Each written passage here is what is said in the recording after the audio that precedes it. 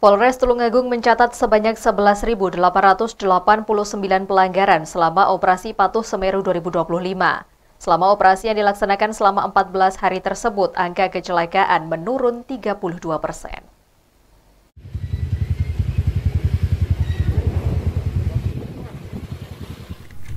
Inilah belasan sepeda motor yang disita polisi di Tulungagung, Jawa Timur sebagai barang bukti perkara pelanggaran aturan lalu lintas yang terjadi selama operasi Patuh Semeru 2025 dari tanggal 14 hingga 27 Juli. Kendaraan yang disita mayoritas motor berknalpot brong serta kendaraan yang tidak dilengkapi surat-surat. Operasi Patuh Semeru 2025 di wilayah hukum Polres Tulungagung dilaksanakan dengan 3 strategi, yakni 25% preemptif, 25% preventif, dan 50% represif. Sebanyak 11.889 pelanggaran dicatat melalui berbagai metode.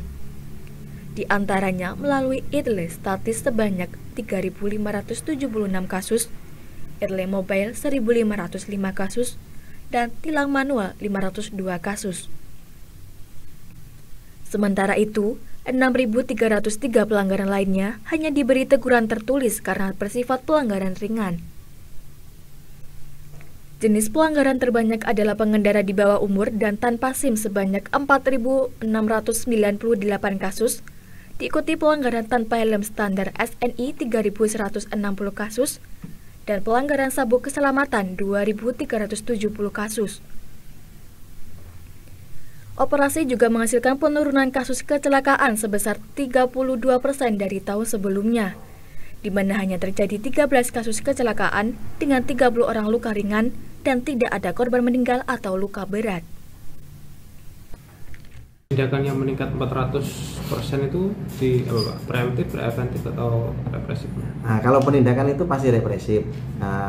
Ini penindakan dari metode penindakan tersebut tadi yang saya klasifikasikan dari etle statis, mobil, manual, teguran tadi. Ini yang paling banyak masih teguran ya. Kalau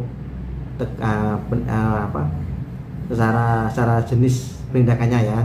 Kalau secara tilangnya, tilang secara yuridis ini yang paling banyak adalah etle statis. Jadi karena apa? Karena etle ini on 24 jam. Jadi tentunya di situ akan terrecord semua jenis pelanggaran walaupun satu titik di situ tapi dia on. Kalau yang lain kayak mobil, kayak manual itu kan pada jam-jam tertentu sehingga masih kalah banyak dengan etle statis. Wilayah dengan pelanggaran tertinggi berada di kawasan selatan Tulungagung seperti Boyolangu, Campur Darat, Pakal, dan Bandung. Dikarenakan tingginya aktivitas perekonomian dan tambang yang tidak diikuti kedisiplinan berlalu lintas. Polres Tulungagung berharap melalui operasi Patuh Semeru masyarakat semakin sadar akan pentingnya keselamatan di jalan raya. Dari Tulungagung, Jawa Timur, Nadawianto melaporkan.